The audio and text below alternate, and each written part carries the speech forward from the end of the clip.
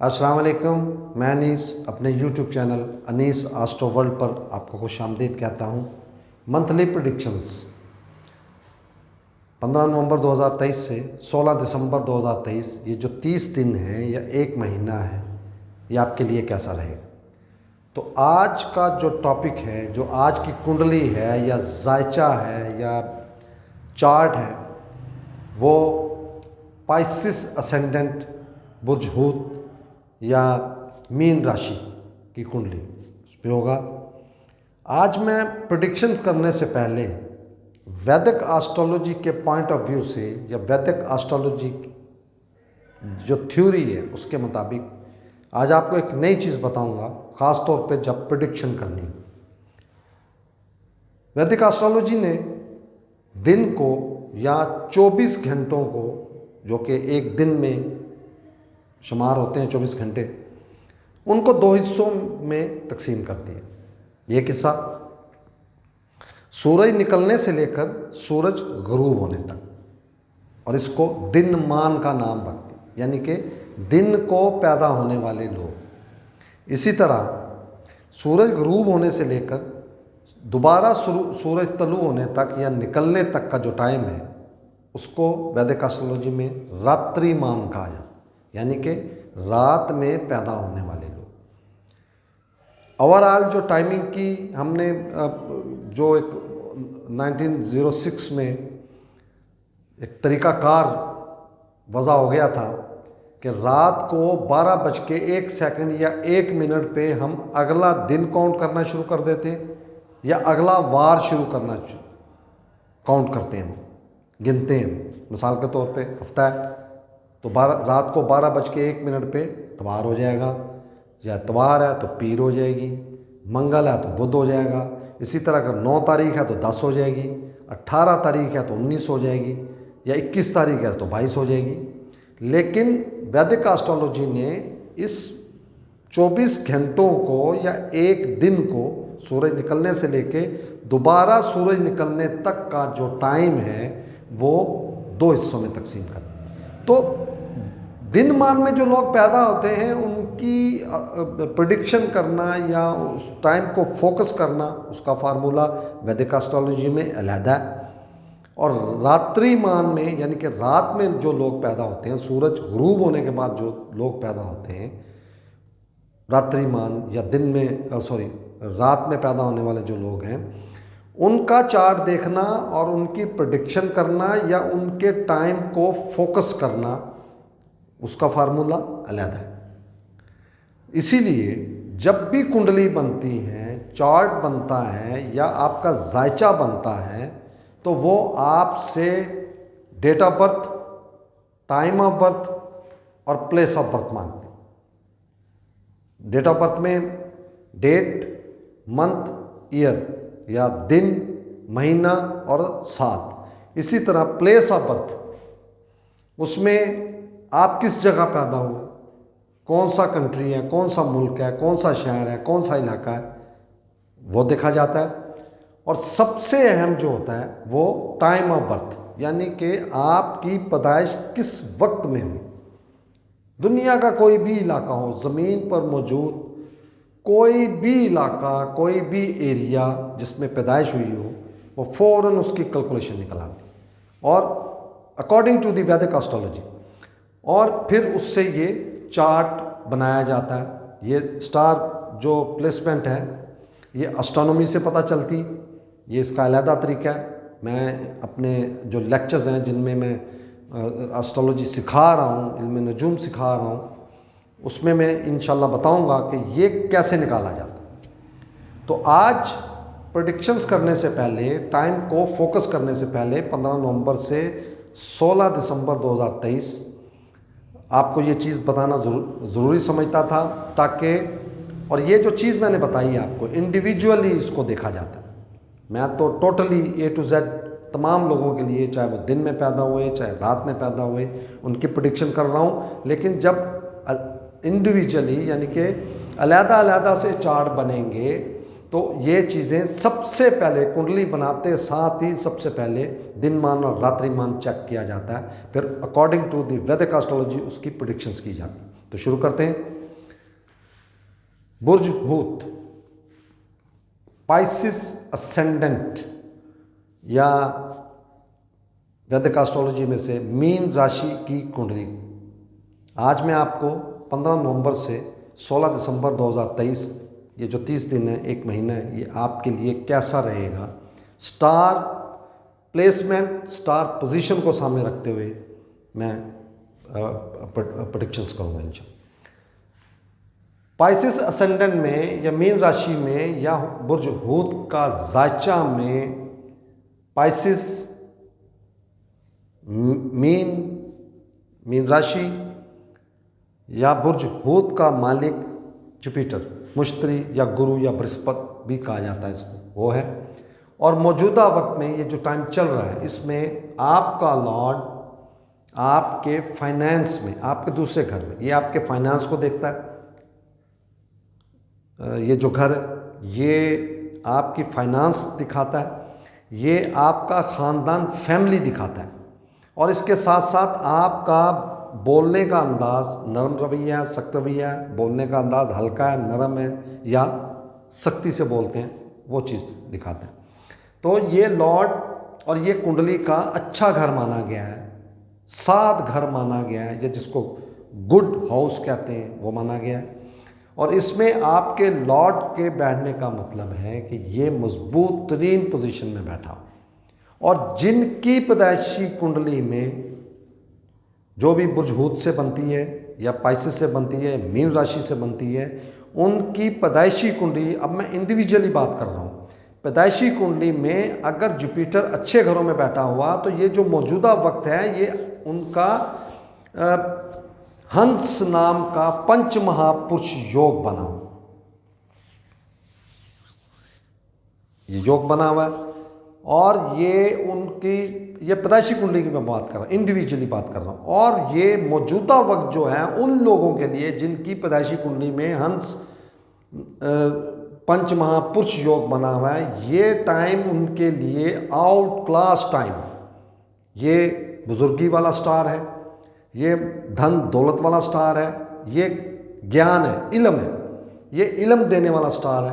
ये इंतहाई पढ़े लिखे लोग, समझदार लोग, फैसला करने की सलाहियत रखने वाले लोग, ये उनकी कुंडली है। और मौजूदा टाइम में ये उनका बेहतरीन टाइम इसको बता रहा है। और इसी घर से वो आपके छठे घर को, जो आपकी कर्जा, लिटिगेशन, आपकी जॉब, नौकरी और खुदा न खास्ता लंबी बीमारी जो काफ़ी अर्से तक चलती है या रोग इसको कहा जाता है, उस पे ये मुकम्मल नज़र अपनी डाले हुए है। और ये निशानदेही है कि इस टाइम में ये खुदा न खास्ता अगर इन प्रॉब्लम्स में जो भी मैंने आपको बताई, इनमें अगर कोई जकड़ा हुआ है तो ये उसको रिलीज़ करने या कम करने या उसका रास्ता निकालने की निशानदेही कर रहा है। इसी तरह सातवीं नज़र ये इनके आठवें घर जो आयो का घर है, मतलब सांस का, जिंदगी का घर है, उसको देख रहा है। और पूरी नज़र से देख रहा है इसको, और मजबूत तरीन नज़र से देख रहा है। और वहाँ पर ये जो सीक्रेट मामलात हैं, हाई टू हाई रिसर्च है, जो लोग भी रिसर्च से मुंसलिक हैं, ये उनके लिए आउट क्लास टाइम है। ससुराल के मामलात में ये बेहतरी लेकर आएगा। और इसी तरह जो आपके सीक्रेट्स जो आपको मालूम है, उनमें भी ये आपकी वो जो सीक्रेसी है, जो सोच के जो सिर्फ आपको मालूम है उसको लेके आगे चल रहे हैं, उसमें आपको कामयाबी दिखा रहा है। इसी तरह ये अपनी मुकम्मल नज़र आपके प्रोफेशन के घर पर मारे। आप जिस भी प्रोफेशन से रिलेटेड, जो भी आपका प्रोफेशन, आप कारोबार कर रहे हैं, बिजनेस में हैं, आप नौकरी कर रहे हैं, जॉब में हैं, किसी के अंडर काम कर रहे हैं या आपके अंडर लोग काम कर रहे हैं, कोई भी आपका प्रोफेशन हो, ये प्रोफेशन को भी फाइनेंस से रिलेटेड, आपके फाइनेंस से रिलेटेड आपके प्रोफेशन को ये फल देगा। मतलब उसका रिजल्ट पॉजिटिव होगा, आपकी सोच के मुताबिक रिजल्ट होगा। और इसमें एक अभी मेरे जहन में आ गई बात, ये भी आपसे शेयर करता चलूँ कि मैंने अपने लेक्चर्स में भी आपको बताया कि 2 स्टार ऐसे हैं जिनके दोनों घर केंद्र घरों में आते हैं, 1, 4, 7, 10। तो ये भी इस कुंडली में केंद्र घरों का मालिक है, और केंद्र आधिपति होने की हैसियत से, आपके प्रोफेशन का लॉर्ड होने की वजह से, आपकी पर्सनैलिटी का लॉर्ड होने की वजह से, और आपका ये दोनों घरों का लॉर्ड आपके फाइनेंस में होने, मैं आज जोर इसी बात पे दे रहा हूँ, आपके फाइनेंस में होने से ये एक राजयोग की पोजीशन बना के बैठा। ये वैदिक एस्ट्रोलॉजी में ये भी एक बहुत बड़ा राजयोग है। आपका प्रोफेशन और आपकी पर्सनैलिटी आपके फाइनेंस में, आपके दूसरे घर में, आपके सेकंड हाउस में मौजूद। इसी तरह वीनस इस घर में नाकस घरों की मालिक है। यह आपकी कुंडली में, आपके चार्ट में तीसरे घर, जो सख्त मेहनत, इंतहा की मेहनत दिखाता है, छोटे बहन भाई, यारी दोस्ती, आपके छोटे छोटे सफ़र, और अगर ये घर मजबूत हो तो ये जो सफ़र होंगे आपके लिए पॉजिटिव होंगे। और अगर आपकी चार्ट में ये नाकस घर हो तो ये आपके बहन भाइयों से, ख़ास तौर पे छोटे बहन भाई जो हैं, उनसे बिगाड़ पैदा होता है। और मौजूदा वक्त में इन दोनों घरों का लॉर्ड आपके 7वें घर में मौजूद, और 7वें घर में होने की वजह से ये आपको प्रॉपर्टी के मामलात जो हैं उनमें जो फंसे हुए मामलात हैं, आपके जो भी लोग जो प्रॉपर्टी के मामलात में उलझे हुए हैं, फंसे हुए हैं, रुकावटें हैं, उनमें ये बेहतरी दिखा रहा है। और ख़ास तौर पर ये 30 नवंबर के बाद जब इसकी प्लेसमेंट इस घर में हो जाएगी, ये इसका अपना घर है, और अपने घर में आने से मैं उन लोगों के लिए जो प्रॉपर्टी के बिज़नेस में हैं या प्रॉपर्टी के मामलात में हैं, उलझे हुए हैं या सुखी हैं, उनका एक मर्तबा फिर ज़बरदस्त टाइम यहाँ पे ये विपरीत राजयोग बनाएगा। यानी कि आपकी सोच से बिल्कुल मुख्तलिफ रिज़ल्ट देगा। आपकी सोच में भी नहीं ये चीज़ होगी जहाँ से ये आपको फ़ायदा दे सकता है, आपकी इनकम, आपके ये मामलात को आपके कंट्रोल में कर सकता है। इसका उलट भी हो सकता है, लेकिन यहाँ पे चूँकि ये अपनी मूल त्रिकोण राशि में जा रहा है तो इसके चांसेस ज़्यादा हैं कि ये यहाँ पे ऑलरेडी उसी घर का मालिक है जिस घर में जा रहा है, और इसकी अपनी मूल त्रिकोण राशि वहाँ पे मौजूद है। ये पॉजिटिव साइन है। और 30 नवंबर के बाद ये प्रॉपर्टी बनती हुई, या प्रॉपर्टी से रिलेटेड लोग, या प्रॉपर्टी में उलझे हुए लोग, ये उनके लिए आसानियाँ पैदा होने का टाइम नज़र आ रहा है। इसी तरह सूरज और मरीख, सूरज इस घर में नीच अवस्था, या जिसे आप कहते हैं जी फ़कीर हालत में मौजूद। तो फ़कीर हालत में होने की वजह से ये आपके फाइनेंस और आपके छठे घर का मालिक है, इस कुंडली के छठे घर का मालिक है, और आपके फाइनेंस को पूरी नज़र से देख रहे। और ये 17 नवंबर के बाद जब इसकी प्लेसमेंट होके आपके 9वें घर में, त्रिकोण घर में जब जाएगा, तो ये यहाँ पे पॉजिटिव रिजल्ट देता हुआ नज़र आ। तो और साथ में मरीख भी, मरीख अपने घर में जा रहा है, और मरीख आपके 9वें घर का मालिक है, और इसके साथ साथ आपके फाइनेंस का मालिक है। तो 17 तारीख के बाद ये जो चार्ट है ये निशानदेही कर रहा है, ये प्रिडिक्ट कर रहा है, ये टाइम फोकस ये कर रहा है कि आपके मुकद्दर से रिलेटेड, आपके वालिद साहब के से रिलेटेड, और ख़ास तौर पर वो लोग जो हायर टू हायर एजुकेशन हासिल करना चाहते हैं, उनका ये एक बहुत अच्छा टाइम इनको मुयस्सर होने लगा इंशाल्लाह। और ख़ास तौर पर जो बैरून मुल्क सफ़र के मामलात उलझे हुए थे, अड़े हुए थे या रुके हुए थे, उनमें भी ये बेहतरी आने की जो है ये वक्त की निशानदेही है। इसी तरह सैटर्न इस कुंडली में, शनि या जोहल इस कुंडली में आपके 11वें घर का मालिक और 12वें घर का मालिक। 11वां घर आपकी ख्वाहिशात का होता है, बड़े बहन भाइयों का होता है, और छोटी छोटी जो बीमारियां होती हैं उनका होता है। उलझाने वाला भी घर का आ गया इसको। और 12वां घर जो होता है वो अखराजात का, बैरून मुल्क सफ़र का, और ख़ास तौर पर ऐसे मामला जिनमें खुदा न खास्ता इल्ज़ाम लगे, हॉस्पिटल खुदा न खास्ता हॉस्पिटलाइज होना पड़े, ये मामलात का है। और ये अपनी मूल तरकुन राशि में बैठ के वहाँ से आपके फाइनेंस को देख रहे हैं। तो ये यहाँ पे ये भी निशानदेही कर रहा है कि ये आपके फाइनेंस को आउट ऑफ कंट्रोल करेगा। इस चीज़ की ख़ास आपने इसकी तवज्जो दीजिएगा, केयर कीजिएगा।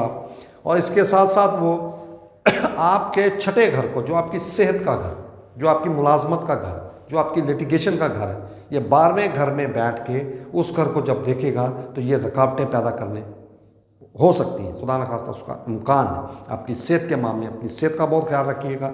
ये सेहत के मामलात की निशानदेही कर रहा है कि खुदा न खास्ता कोई आप जिसको छोटी मसला समझ रहे हैं, खुदा न खास्ता तो वो लेंथी हो जाए या लंबे अरसे तक आपके साथ चले। इसी तरह ये आपके मुकद्दर को, आपके बैरून मुल्क सफ़र को, ये आपके वालिद साहब के साथ तल्लकात को, ये आपकी मज़हब के साथ जो आपका लगाव है, ये उस पर भी इफ़ेक्ट देगा और रुकावटें पैदा करने की कोशिश करेगा। हर्डल्स आएंगी, तकलीफ़ें, परेशानियां भी आ सकती हैं। लेकिन आपका लॉर्ड जब तक इस घर में मौजूद है, ये इंशाल्लाह आपके लिए ज़बरदस्त टाइम है। मैं एक मरतबा फिर रिपीट करता हूँ कि पाइसिस असेंडेंट वाले या बुर्ज हूत वाले या मीन राशि की कुंडली वाले, जिनकी भी ये कुंडली बनती है, जायचा बनता है, चार्ट बनता है, उनका फाइनेंस का मामला, उनके प्रोफेशन का मामला और उनकी जो मुकद्दर का मामला है, वो जब तक इनका लॉर्ड दूसरे घर में मौजूद है, ये इंशाल्लाह कामयाबियाँ समेटेंगे और तरक्कियाँ हासिल करेंगे। तो अब मैं आपको दिनमान और रात्रिमान के सिलसिले में, क्योंकि दिनमान और रात्रिमान का चार्ट जो होता है वह इंडिविजुअल देखा जाता है।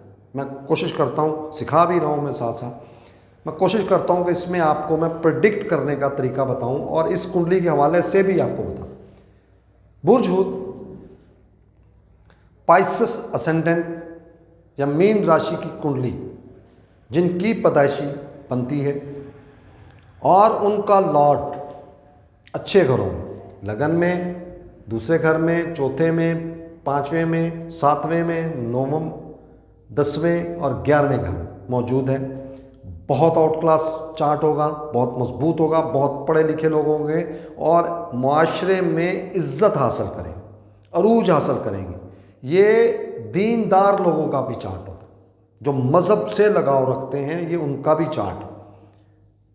ये अपने मज़हब से बहुत जुड़े हुए होते हैं, नज़र आएँ या ना आएँ, लेकिन अपने मज़हब से इंतहा की मोहब्बत रखने वाले लोगों का ये चार्ट है। एनी पर्सन, जो भी, जिनका भी ये चार्ट है। इसी तरह अगर इनके साथ साथ ये मैं दिनमान की बात बता रहा हूँ, जो लोग दिन में पैदा हुए, सूरज निकलने से लेकर सूरज गुरूब होने के दरमियान जो भी टाइम है, उसके दरमियान जो पैदा हुए और उनका सूरज भी इस कुंडली में, इनकी पैदाइशी कुंडली में, इनके पैदाइशी चार्ट में, इनके पैदाइशी जायचे में, जो भी इनकी date of birth, time of birth और प्लेस ऑफ बर्थ के मुताबिक निकलेगा, उसमें सूरज भी मजबूत घरों का हुआ तो ये अचानक से अमीर होने वाली शख्सियत, अचानक से नाम पैदा करने वाली शख्सियत और मुकाबला करके, सख्त मेहनत करके मुकाम तक पहुँचते हैं। नामुमकिन को मुमकिन बनाने वाले लोग, इंतहाई मजहबी रूहानी पर्सनैलिटी,